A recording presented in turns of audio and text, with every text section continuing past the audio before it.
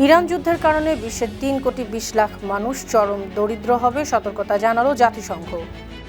হজ visa ছাড়া হজ করতে পারবেন না বিদেশিরা, প্রবাসী এবং সৌদি নাগরিকদেরও নিতে হবে সৌদি সরকারের অনুমতি। আজ হরমুজ প্রণালী অবরোধ করবে আমেরিকা, ইরানি বাহিনীর ধাওয়ায় প্রণালী থেকে ফিরে গেল 2টি মার্কিন যুদ্ধজাহাজ। হরমুজ প্রণালীতে আমেরিকার নৌ অবরোধ সমর্থন দিবে না যুক্তরাজ্য, সংঘাত বন্ধ চায় জাপান।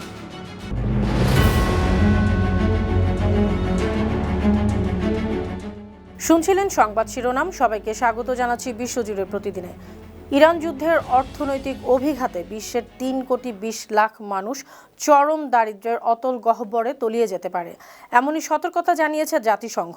আশঙ্কা করা হচ্ছে উন্নয়নশীল দেশগুলো এই সংকটে সবচেয়ে বেশি ক্ষতিগ্রস্ত হবে। সোমবার জাতিসংঘ উন্নয়ন কর্মসূচির বিশেষ প্রতিবেদনে এ তথ্য জানানো হয়েছে। সংস্থাটি মনে করছে যুদ্ধের কারণে বিশ্ব অর্থনীতি ত্রিমুখী ধাক্কা বা ট্রিপল শকের মুখোমুখি হয়েছে। এই সংঘাত বিশ্বের উন্নয়নমূলক সাফল্যগুলোকে উল্টে দিচ্ছে। পরিস্থিতির গুরুত্ব ব্যাখ্যা করে ইউএনডিপির প্রশাসক ও বেলজিয়ামের সাবেক প্রধানমন্ত্রী আলেকজান্ডার ডি ক্রু বলেন, যুদ্ধের নেতিবাচক প্রভাব ইতিমধ্যে সমাজ ও অর্থনীতিতে পড়ে গেছে। পবিত্র হজ পালনের জন্য নির্দিষ্ট হজ ভিসা ছাড়া অন্য কোনো ভিসাকে বৈধ গণ্য করবে না সৌদি আরবের হজ ও ওমরাহ মন্ত্রণালয়।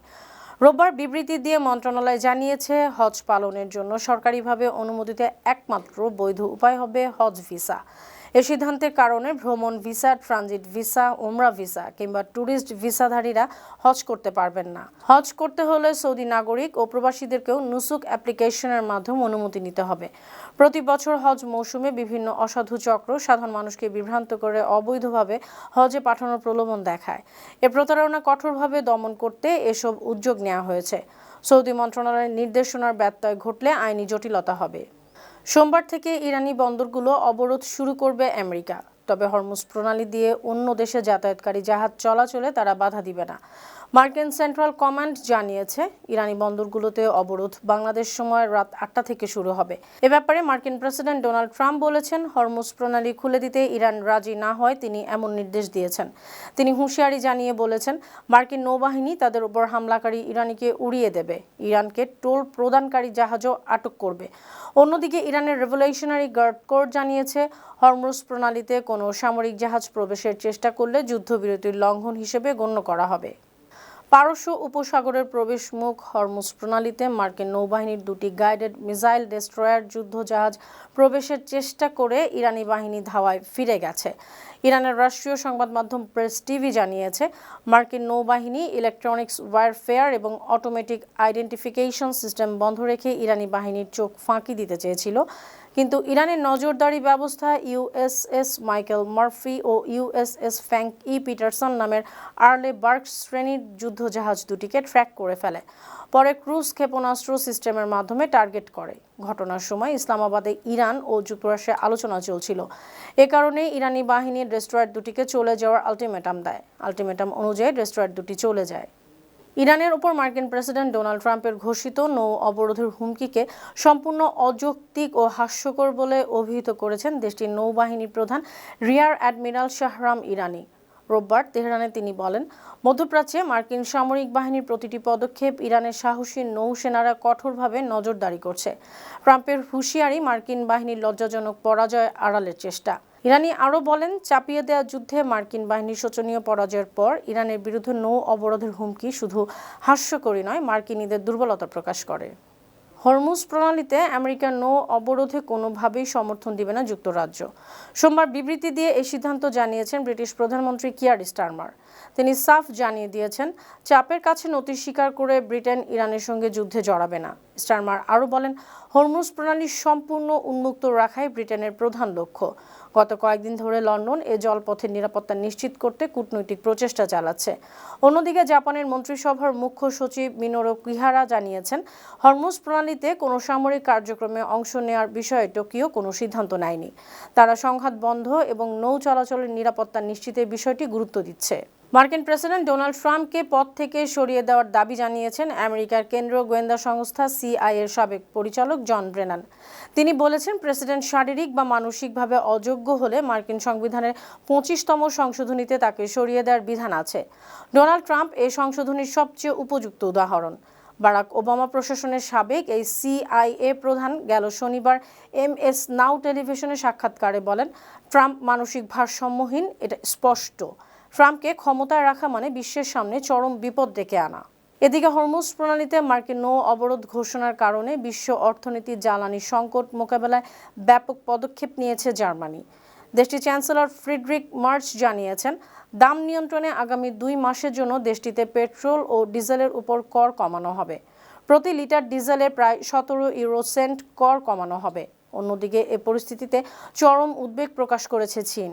বেইজিংয়ের পররাষ্ট্র মন্ত্রণালয়ের মুখপাত্র গু জিয়াকুন জানিয়েছেন, বিশ্বে জ্বালানি সরবরাহ ব্যবস্থা স্বাভাবিক রাখতে আন্তর্জাতিক সম্প্রদায়ের স্বার্থে হরমুজ প্রণালীর স্থিতিশীলতা বজায় রাখা প্রয়োজন। দক্ষিণ লেবাননে নতুন করে হামলা শুরু করেছে ইসরায়েল। সোমবার সকালে ইসরায়েলি ড্রোন ও যুদ্ধবিমান দক্ষিণ লেবাননের বিনব জবেল, আল আব্বাসিয়াহ এবং নাবাতিয়ে সহ বেশ কয়েকটি শহরে হামলা করেছে। এসব হামলায় 5 জন মারা গেছেন। এতে মধ্যপ্রাচ্যের ভূ রাজনীতিতে উত্তেজনা আরও বেড়েছে। অন্যদিকে ফিলিস্তিনি মানবাধিকার সংগঠনগুলো অস্ট্রেলিয়ার ফেডারেল আদালতে একটি আবেদন করেছে।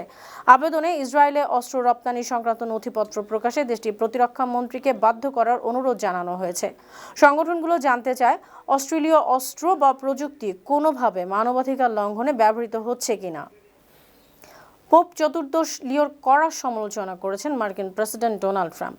আমেরিকার স্থানীয় সময় রোববার রাতে ইরান যুদ্ধ বিষয়ে ট্রাম্প সাংবাদিকদের কাছে বলেছেন, পোপ পররাষ্ট্র নীতিতে ভীষণ জঘন্য। তারা এমন পোপকে পছন্দ করেন না যিনি বলেন পরমাণু অস্ত্র রাখা ঠিক আছে। পোপ লিও এমন একজন মানুষ যিনি পরমাণু অস্ত্র চাইছে এমন কোনো দেশের সঙ্গে আমেরিকানদের খেলা তামাশা করা উচিত মনে করেন না।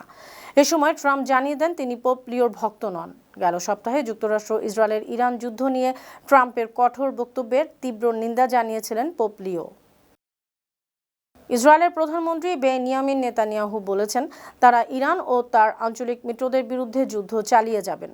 যুক্তরাষ্ট্র ও ইরান যুদ্ধবিরতিতে রাজি হওয়ার পর এরদোয়ান মার্কিন প্রেসিডেন্ট ডোনাল্ড ট্রাম্পকে সতর্ক করে জানিয়েছিলেন, চুক্তিকে ক্ষতিগ্রস্ত করতে উস্কানি ও নাশকতা হতে পারে, তবে কারা চুক্তি ভঙ্গের চেষ্টা করতে পারে সে ব্যাপারে নির্দিষ্ট কিছু বলেননি তিনি।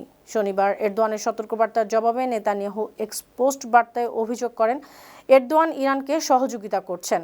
শনিবার ইসরায়েলের প্রতিরক্ষা মন্ত্রী ইসরায়েল কাটসও এক্স বার্তায় এরদোয়ানকে কাগুজে বাঘ বলে অভিহিত করেন।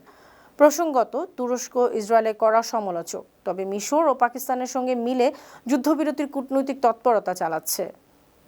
পাকিস্তানে আলোচনায় যুদ্ধ বন্ধ করতে ব্যর্থ হওয়ার পর মার্কিন প্রেসিডেন্ট ডোনাল্ড ট্রাম্প ইরানে আবারও বিমান হামলার বিষয়টি বিবেচনা করছেন। নাম প্রকাশে অনিচ্ছুক কর্মকর্তাদের বরাত দিয়ে মার্কিন সংবাদ মাধ্যম দ্য ওয়াল স্ট্রিট জার্নাল জানিয়েছে, ট্রাম্প হরমুজ প্রণালীতে অবরোধের পাশাপাশি আবারও বিমান হামলা চালানোর বিষয়টি বিবেচনা করছেন। এমন খবর শুনে ইরানি সংসদের স্পিকার মোহাম্মদ বাঘের গালিবাফ জানিয়েছেন, যুক্তরাষ্ট্রের হুমকির কাছে তেহরান নতি স্বীকার করবে না। ইরানের পররাষ্ট্রমন্ত্রী আব্বাস আরাকচি বলেছেন, পাকিস্তানের শান্তি আলোচনার সময় দুপক্ষই চুক্তির একদম কাছাকাছি ছিল। যুক্তরাষ্ট্র তেহরানকে সর্বোচ্চ চাপ দিয়েছে, বারবার লক্ষ্য পরিবর্তন করেছে। অন্যদিকে পাকিস্তানের শান্তি আলোচনায় নেতৃত্ব দেয়া ইরানি স্পিকার মোহাম্মদ বাঘের গালিবাফ এক্সে দেয়া এক পোস্টে যুক্তরাষ্ট্রের সিদ্ধান্তকে উপহাস করেছেন। তিনি লিখেছেন, বর্তমান তেলের দাম দেখে আনন্দ করুন। এই তথাকথিত অবরোধের কারণে শিগগিরই আপনারা $4 বা $5 গ্যাস পাওয়ার দিনগুলোর কথা ভেবে নস্টালজিক হয়ে পড়বেন। 28 ফেব্রুয়ারি ইরানের সঙ্গে আমেরিকা ইসরায়েলের যুদ্ধ শুরু হওয়ার পর ইরানে ইন্টারনেট সংযোগ নিয়ন্ত্রণ করা হচ্ছে। সাইবার হামলা থেকে দেশকে রক্ষা করার কারণ দেখিয়ে বিধিনিষেধ আরোপ করেছে ইরান সরকার। এ কারণে সাধারণ মানুষের ভোগান্তি হচ্ছে। ইরানে ইন্টারনেট ব্যবহারকারীদের 2 ভাগে ভাগ করা হয়েছে। বিবিসি জানিয়েছে, একটি পক্ষে আছেন সরকারি কর্মকর্তা, সরকার সমর্থক ব্যবহারকারী, সাংবাদিক এবং কিছু শিক্ষক ও শিক্ষার্থী। তারা অনুমোদিত সিম কার্ড বা প্রাতিষ্ঠানিক অ্যাক্সেসের মাধ্যমে ইন্টারনেট ব্যবহার করছেন। আরেক পক্ষ সাধারণ নাগরিক। তারা স্টারলিংকের মতো স্যাটেলাইট ইন্টারনেট বা এর মাধ্যমে পরিচালিত সংযোগ ব্যবহার করছেন। এ কারণে তাদের প্রচুর অর্থ খরচ হচ্ছে। সুপ্রিয় দর্শক, এই ছিল আজকের বিশ্বজুড়ে প্রতিদিনের আয়োজনে। দেশ বিদেশে বিভিন্ন খবর নিয়ে আবার আপনাদের সামনে হাজির হব। সেই পর্যন্ত ভালো থাকুন, সুস্থ থাকুন, বানু টিভির সঙ্গেই থাকুন। ধন্যবাদ।